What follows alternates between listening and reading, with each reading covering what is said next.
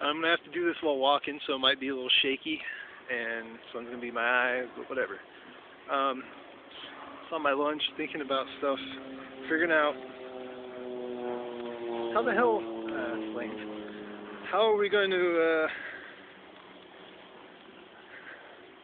how do you solve, how do you incorporate more equality into people's thinking? And how do you get people, like, it started with me thinking about how to get men to an overhaul about women, pretty much, like to see them as completely equal to themselves, and like get past the nonsense that there's so much difference between the sexes, because it really isn't. And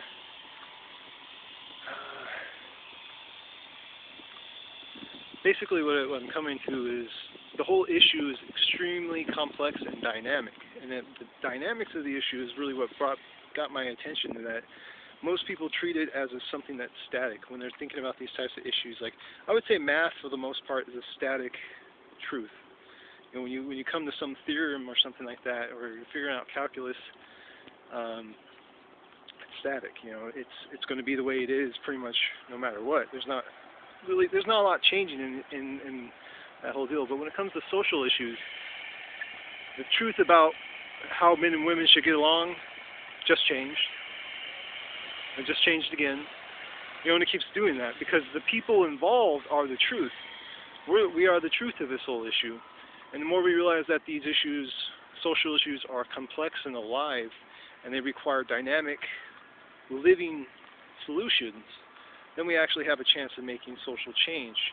But so long as we're clinging to the idea that some constitution or some law is going to give us the equality and the, right now I'm lacking the words. What the heck word am I looking for? The justice. There's probably a better word right now.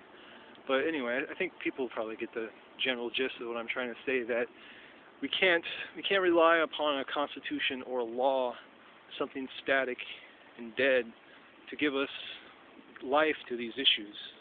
We have to try to find a way to. Well, what it requires is sensitivity. You know, I'm taking Tai Chi and learning about how to move with sensitivity, and you have to really develop total sensitivity to what's going on in your body to be able to perform it right, and that's really what it's all about. And that's basically the only solution I've been able to come to. No law is going to help. Everyone has to become very sensitive. And put it on a lighter note, I'm pretty sure we're just going to have to, for the next 30 to 50 years, suck it up and realize that we're probably not going to get along very much as a species.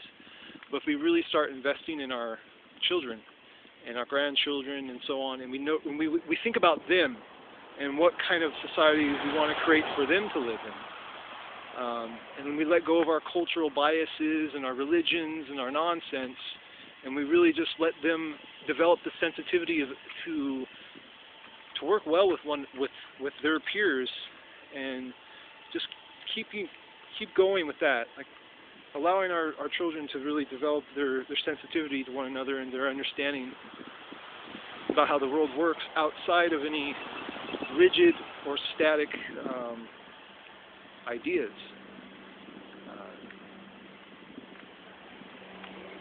So I'm using a lot of words.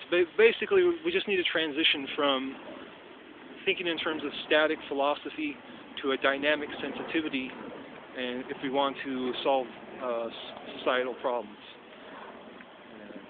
I think that's a pretty good summary.